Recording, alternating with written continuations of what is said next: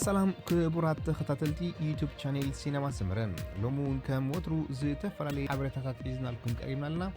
لمقتلكم بخبر نعدم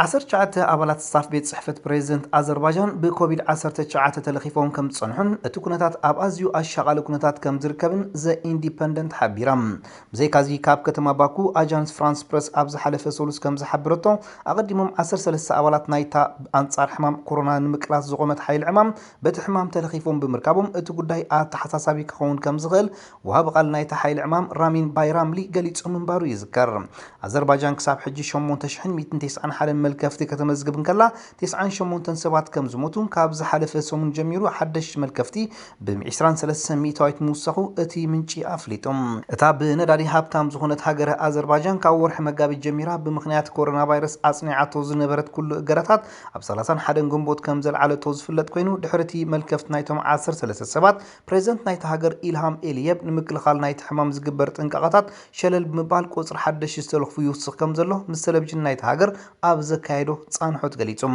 تبريزنت وسيخونه زكونታት ንምህዳን ንምቆጻጸርን ኣብ ርእሰ ከተማታት ሃገር ዝኾነት ከተማ ባኩን ካልኦት ገለ ከተማታትን ቦታታትን ንኽልተ መዓልታት ኩሉ ክዕጾ ኣዚዙ ከም ዘሎ ተፈሊጦም ነዚ ተላባዓ ሕማም ክንቆጻጸሮ እንተኾይና ኩሉ ሰብ ኣብ ቤቱ ክውሸብ ኣዝዩ ህጹጽ ሕክምና ወረድየትን ምርካብን ኣብ ቀብሪ ናይ ቀረባ ቤተሰብካ ክትሳተፍ ጥራይ ምንቅስቓስ ዝፍቀድ ምዃኑን ብዘይካዚ ህዝባዊ መጓዓዝያ ዝበዝሐ ንግዳዊ ትካላትን ናይቲ ሃገር ክዕጽዋን ትእዛዝ ተመሓላሊፉሎም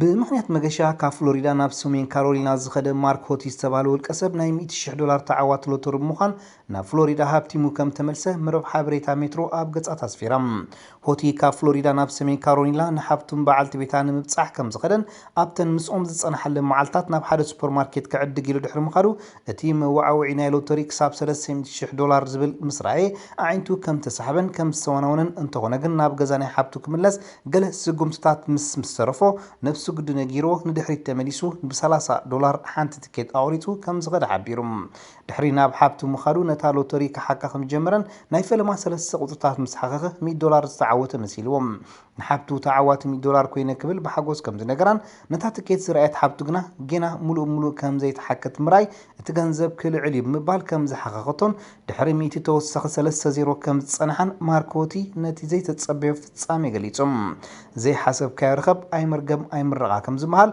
هوتي اتزرخبو غنزب اما الله كم زوعلون نزولو وصايتات نمشفان كم زوعلون ابريهم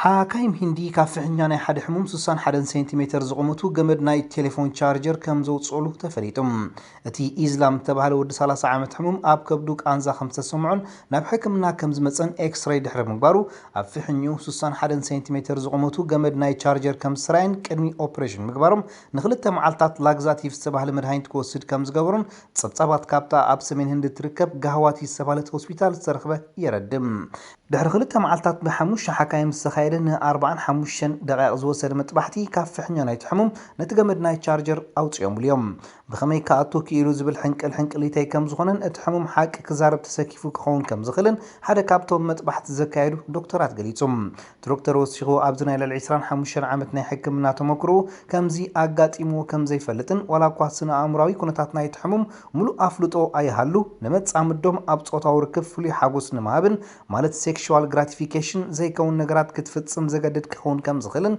اتحممنت كونتات كحابو كاب زغددو مخنيات كخون كم زخل حبيروم اموداتات حموم دحر سالسيت مال سنبت ملو حاوي كاب حكمنا تسنابيتو ناب غزو كم زمرحه تفليتم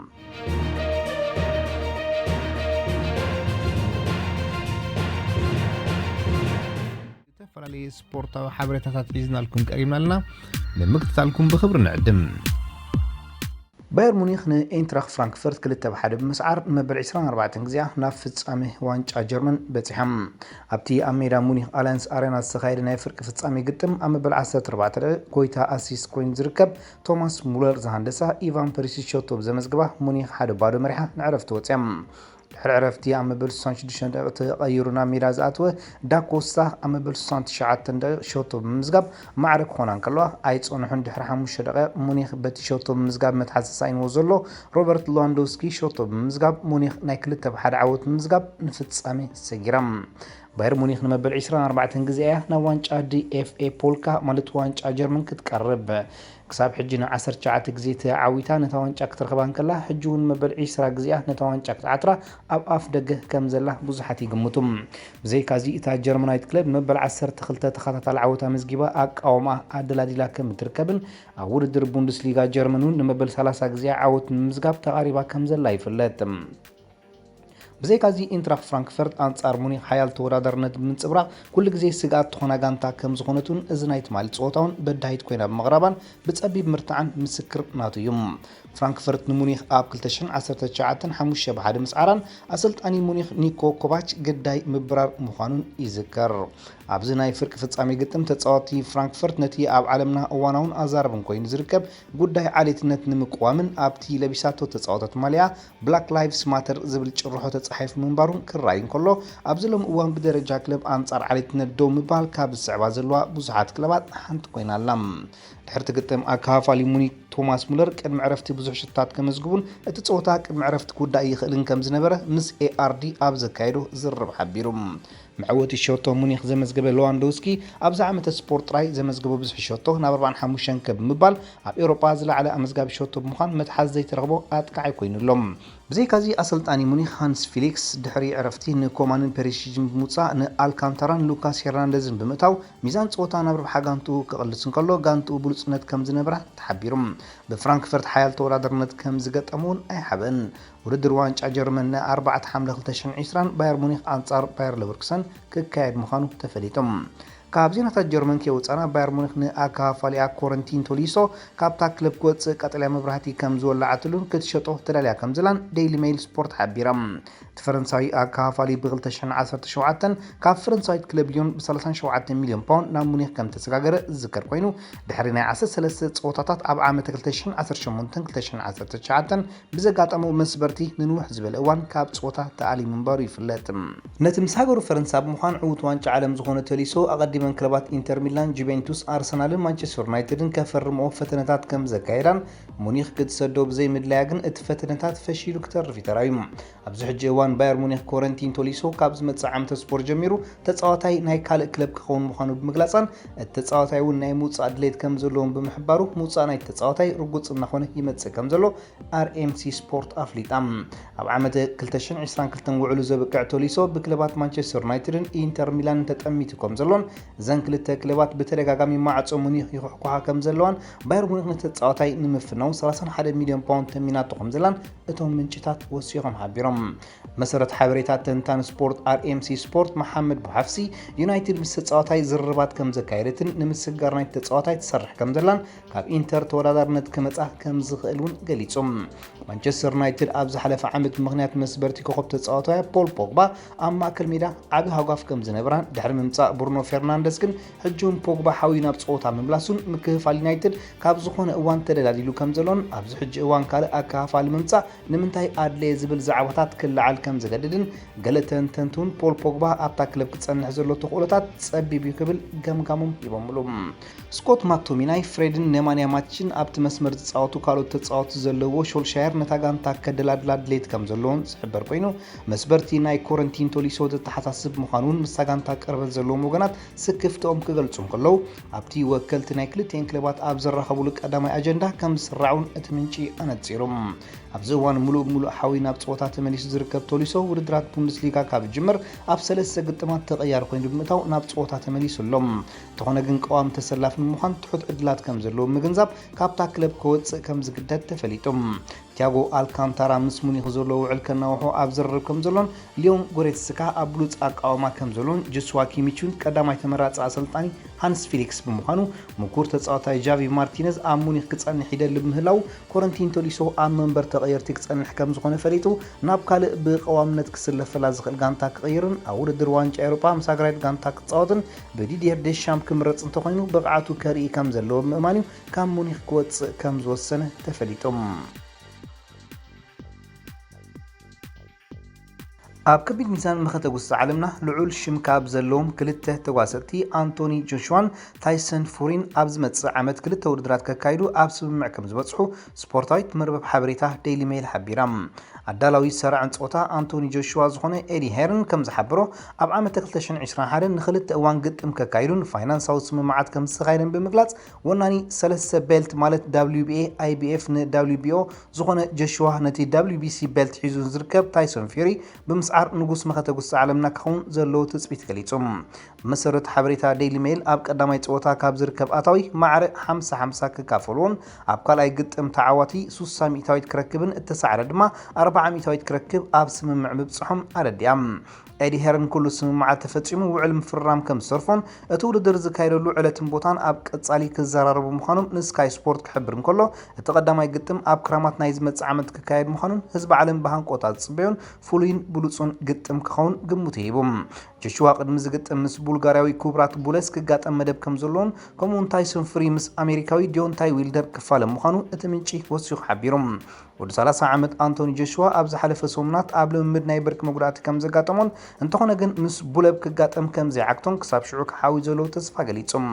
ጆሹዋ አንጻር ዓሌታዊ ኣድልዎ ተቃውሙ ንምርኣይ ኣብቲ ብብላክ ላይቭስ ማተር ዝብል ዓለማዊ ጭርሖ ደገፉ ብምሃቡ ኣብ ዝሓለፈ መዓልታት ንዝኽሪ ብፖሊስ ኣብ ሚኒያፖሊስ ዝተቐትለ ጆርጅ ፍሎይድ ብርኩ ዓፂፉ ኣብ ማሕበራዊ መራኸቢታት ከም ዝሰርዐ ተሓቢሩ።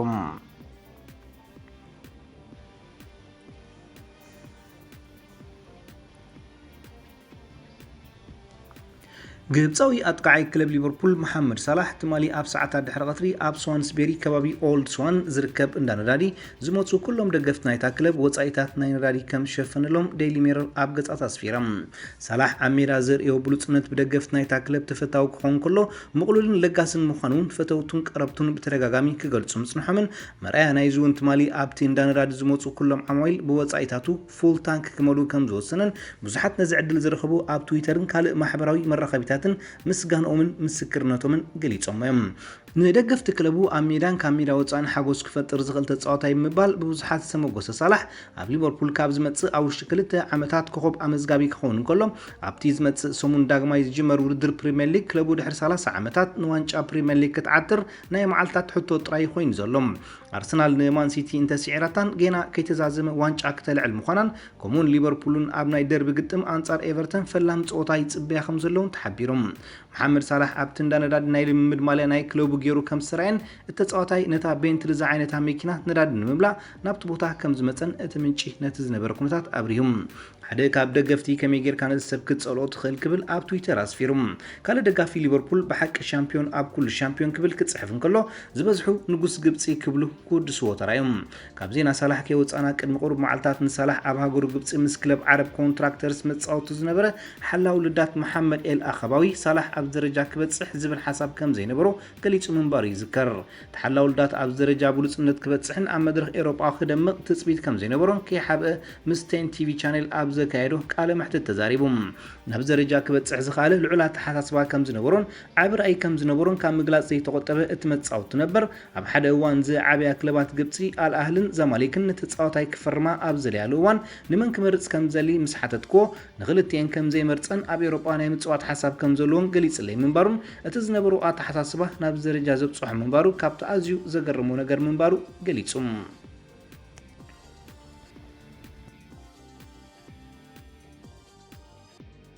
خبركم تخطاتلتي يوتيوب شانل سينما سمرم نمكتالكم እናመስገና ንሎም መዓልቲ ኣዳሊና لكم ዝነበርና ስፖርታዊ ትሕዝቶታት ኣብዛዚምና ለና ኣብ ቀጻሊ ብኻልእ ሓበሬታታት ንረኸብ ንኹልና በብዘለናዮ ሰላም እንተዕናን